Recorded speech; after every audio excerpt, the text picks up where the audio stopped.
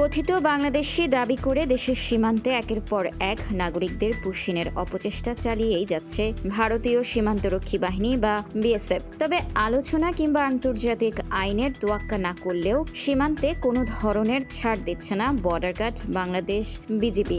সবশেষ গত শুক্রবার মধ্যরাতে চাঁপাইনবাবগঞ্জের গোমস্তাপুর উপজেলার রোকনপুর সীমান্ত দিয়ে নদীপথে 15 জনকে বাংলাদেশে পুশিনের চেষ্টা করে বিএসএফ। দলটিতে 2 জন পুরুষ, 8 জন নারী এবং 5 জন শিশু ছিল। বিষয়টি টের পেয়ে দ্রুত অবস্থান নেয় 16 বিজিবি ব্যাটালিয়নের সদস্যরা। বিজিবির অনড় অবস্থান এবং জোরালো প্রতিবাদের মুখে শেষ পর্যন্ত গভীর রাতে তাদের ভারতের অভ্যন্তরে ফিরিয়ে নিয়ে যেতে বাধ্য হয় বিএসএফ। এদিকে মৌলভীবাজারের কুলাউড়া সীমান্তে বিএসএফ এর গুলিতে নিহত বাংলাদেশি মুজিবুর রহমানের লাশ হস্তান্তর করেছে ভারতীয় পুলিশ। চাতলাপুর চেকপোস্টে বিজিবি ও পুলিশের উপস্থিতিতে পরিবারের কাছে লাশটি হস্তান্তর করা হয়। পরিবারের দাবি, মাছ ধরতে গিয়ে বিএসএফ এর নির্মম গুলির শিকার হন মুজিবুর।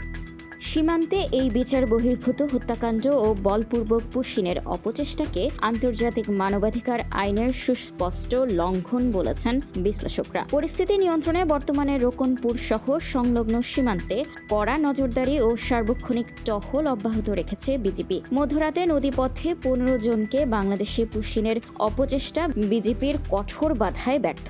অন্যদিকে কুলাউড়া সীমান্তে বিএসএফ এর গুলিতে নিহত বাংলাদেশির লাশ ফেরত। সীমান্তে ভারতীয় বাহিনীর এই আচরণ নিয়ে আপনার মতামত কি? নিউজ ডেস্ক, খোলা কাগজ, ঢাকা।